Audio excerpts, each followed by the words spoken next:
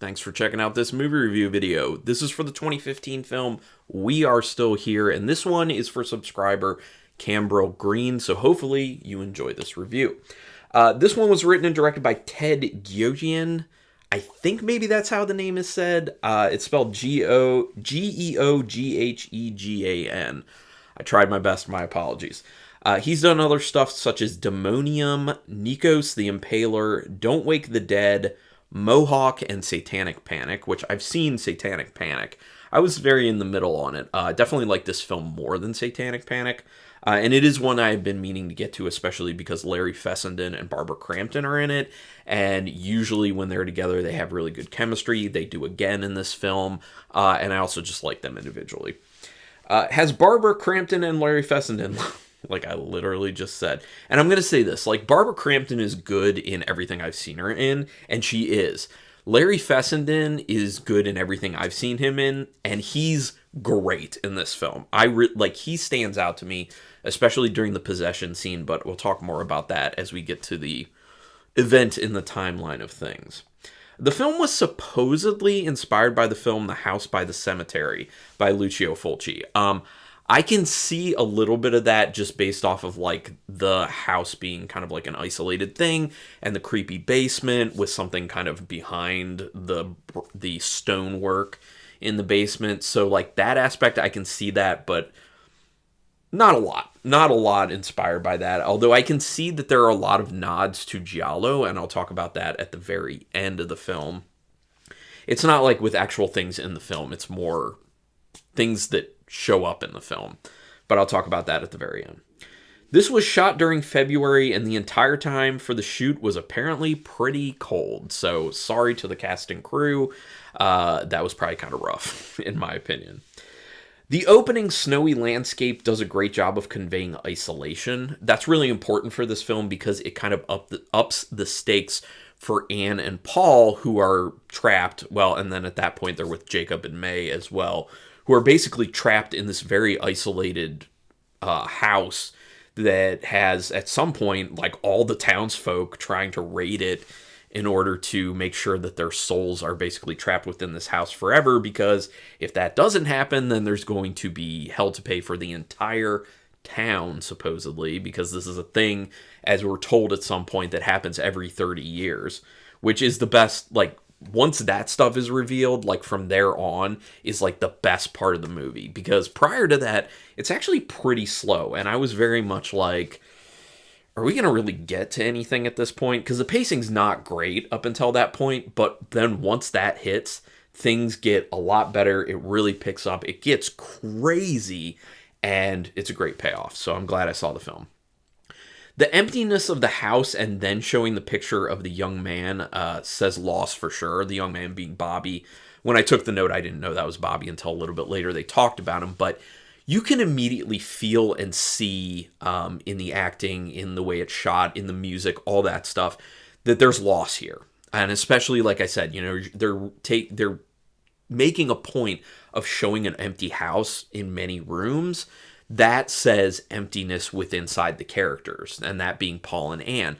Now, they're showing it in different ways. You have Anne, who's kind of reaching out for, kind of like flailing, like reaching for any sort of help because she's going through so much grief. And you have Paul, who seems like he's kind of more in a denial state, and he's so much so that he's not even really able to be like emotionally available to Anne to help her.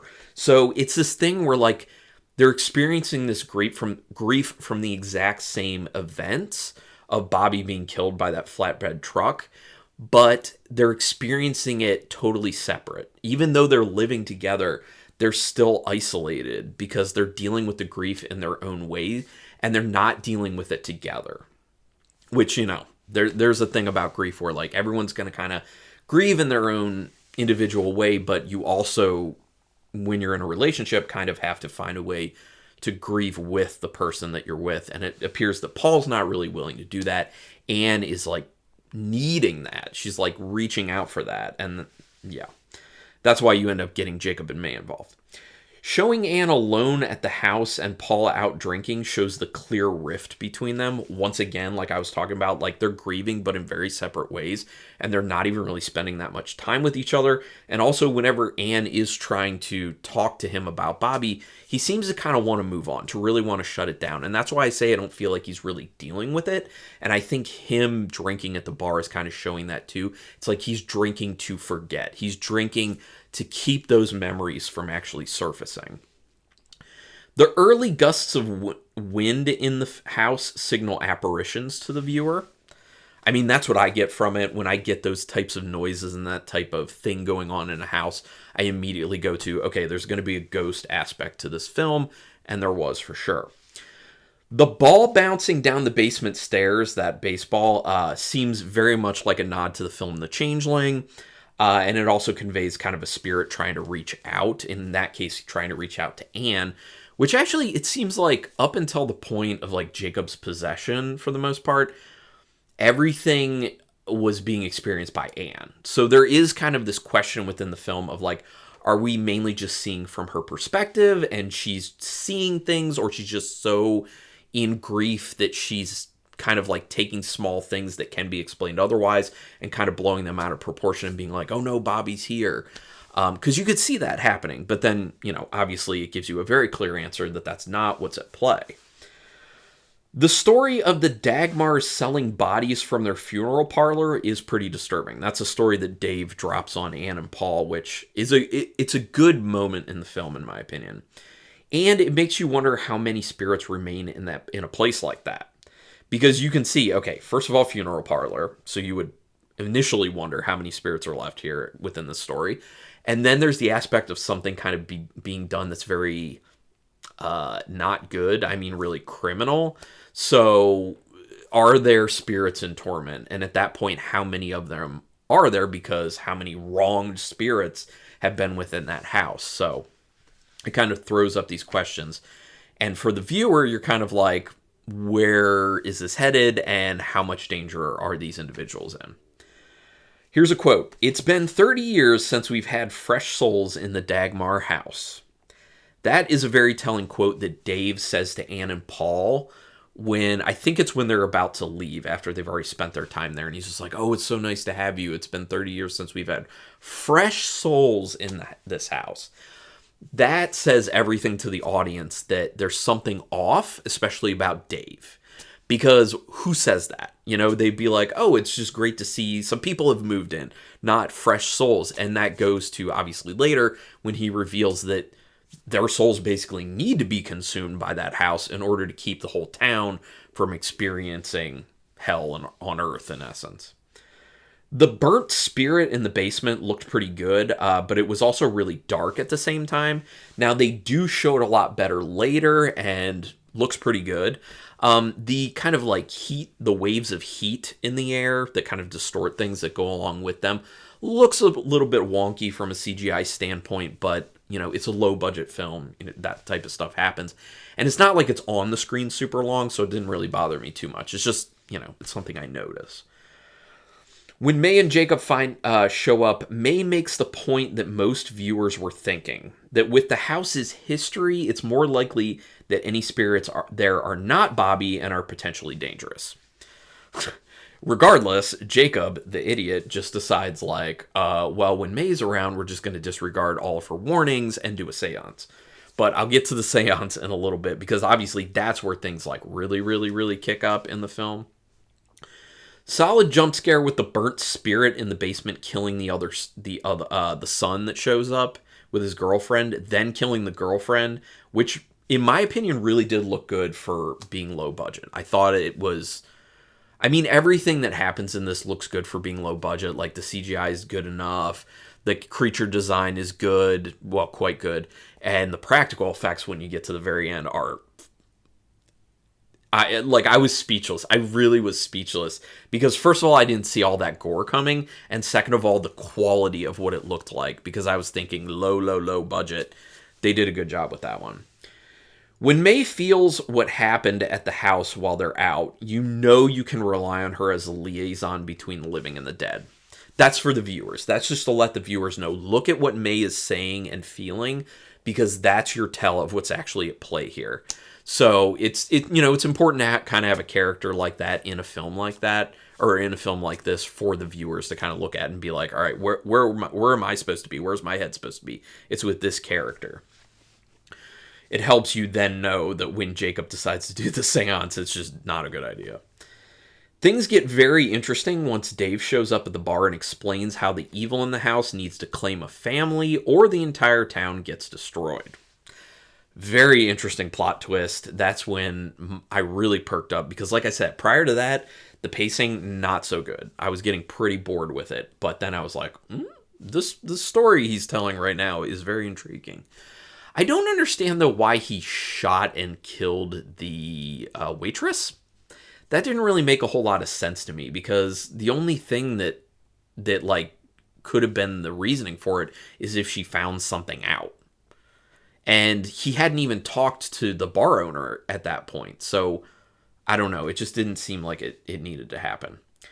Why would Jacob want to do a seance when May, the person who is actually a medium, would not want it done? He even says that she doesn't want it done, so that's why we should do it now, because she's not here. Like, at that moment, that is one of those, like, viewers screaming at the screen, like, don't do it, what are you doing? It's just one of those moments, and you're just like, sometimes characters in these films just don't get it. Once Jacob says the flesh off the bone line in the seance, it seems either he's being influenced by bad spirits or he's actually possessed at this point, and then obviously it kicks into high gear and you realize he is straight up possessed. And possessed Jacob eating the sock. I really like that moment because it's kind of funny. Like, it serves its purpose of being like, he is fully possessed right now, and, this spirit will do whatever it wants with his body. Like, it sends that message. But at the same time, like, it's funny. Like, the way he just, like, gulps down a sock, it was funny to me. Am I the only one who found that funny? Probably not, but I liked it. It was a nice, like, light moment. The shotgun blast to May's head from the back looks crazy. It looked great.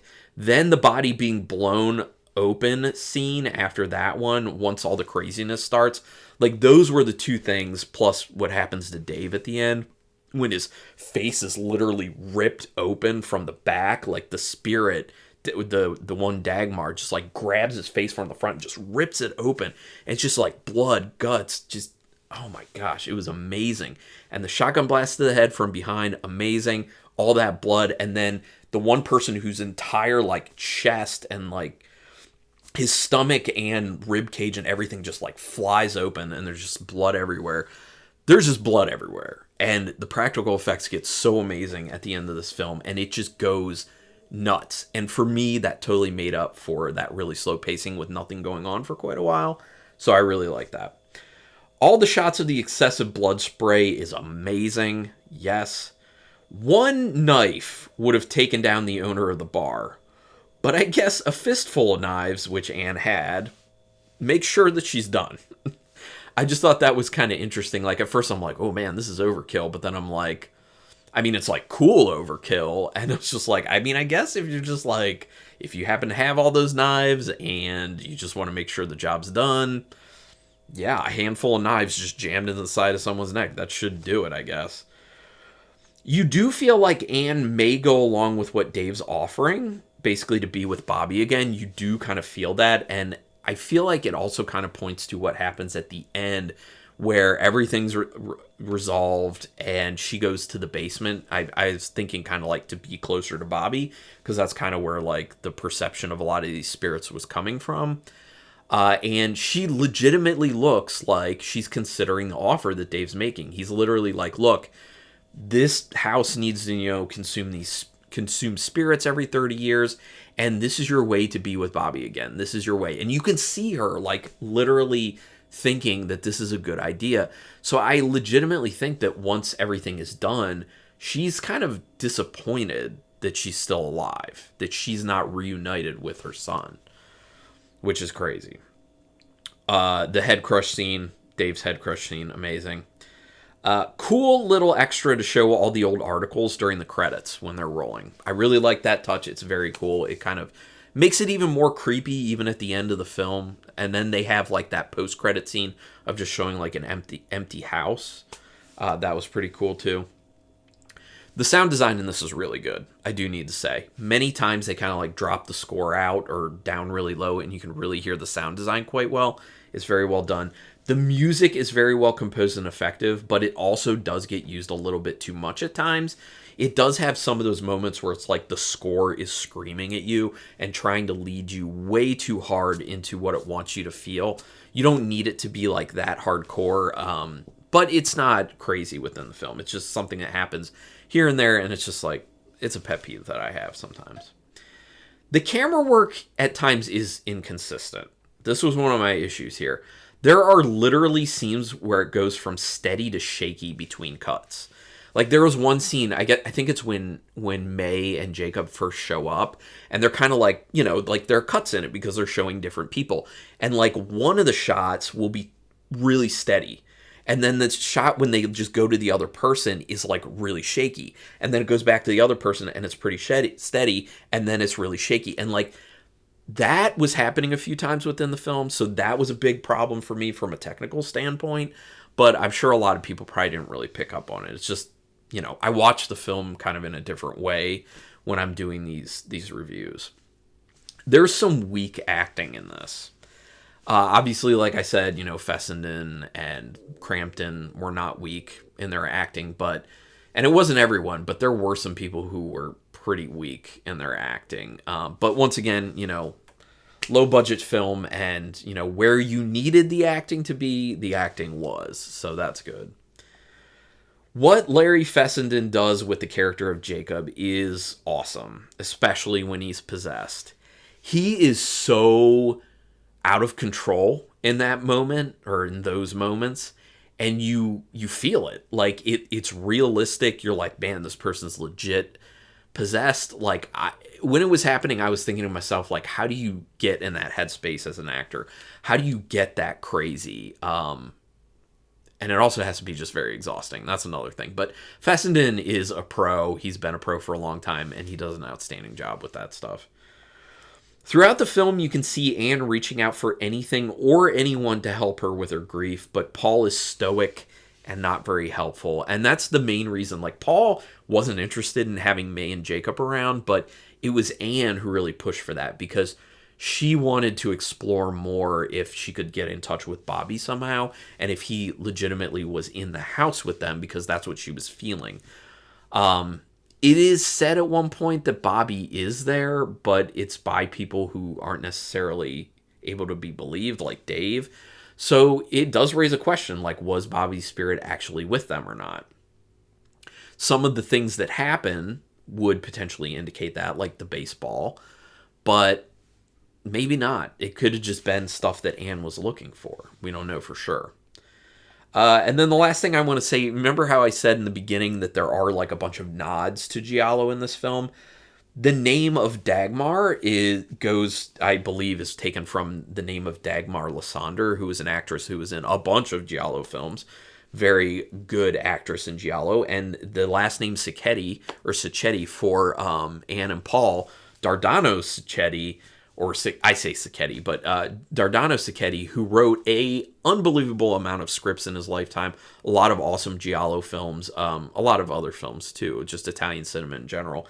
I think he has like over 200 writing credits on IMDb. It's insane. And then the last thing, notice they were drinking J&B at some point. And that is the drink of choice for all Giallo films. I have seldom seen a Giallo film that doesn't feature at least one bottle of J&B in it, and I think that was a clear nod to Giallo films in that. But I actually have seen like 2 or 3 off the top of my head that had no J&B show up, and I was like shocked. I was like, where's the J&B? As soon as the film's over, I'm like, where's the J&B? It's like a staple in Giallo films. But obviously, I enjoyed this film. I thought it was pretty good. Out of 5 stars with half stars in play, I'm going to give it a quite good rating of 3.5 stars. I did like it. I do recommend it. Like I said, it's uneven because the pacing is really bad in the beginning, but then once things really pick up, You forgive that. I did. I easily forgave it because it gets really cool, really interesting, and an amazing display of practical effects and gore. I love it. So, would love to know your thoughts on this film. Go ahead and put it in the comments. Do me a quick favor, hit subscribe to my channel if you haven't already. I would greatly appreciate that. Also, hit the notification bell button because then you'll know when I'm putting up new videos, which I'm doing at least 4 a week at this point, which I think is a good amount. But regardless, thank you very much for checking out this particular video, and until next time, keep it brutal.